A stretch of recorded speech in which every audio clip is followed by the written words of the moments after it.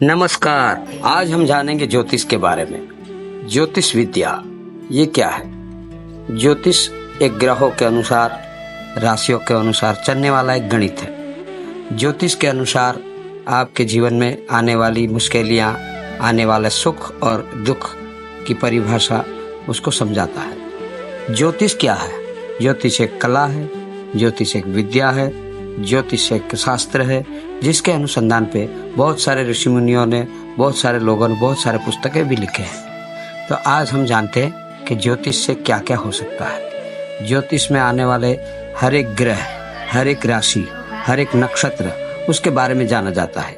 उसके बाद ही आप किसी का भी फलादेश वगैरह निकाल सकते हैं, यानी आप प्रिडिक्शन कर सकते हैं।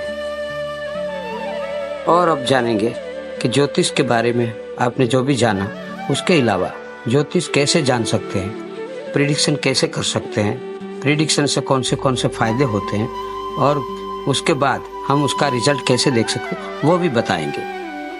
ज्योतिष एक गहन ज्ञान है जिसके द्वारा हम भूत, भविष्य, वर्तमान सब जान सकते हैं। ज्योतिष को जानने के लिए सबसे पहले महर्षि भृगु ने एक पुस्तक लिखी थी जिसका नाम है भृगु संहिता, और उससे पहले महर्षि श्री नारद जी ने भी ज्योतिष का ज्ञान सबको दिया है।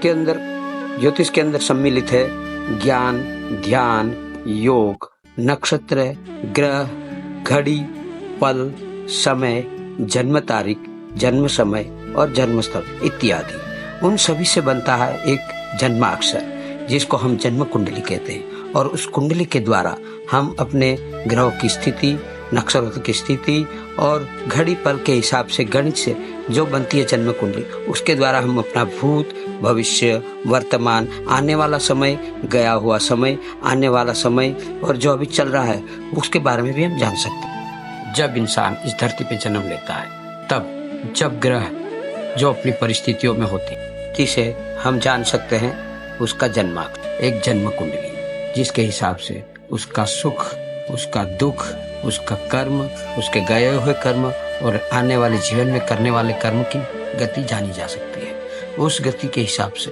वो इंसान सुखी होगा, दुखी होगा, या तो राजा बनेगा या तो सामान्य इंसान बनकर रह जाएगा।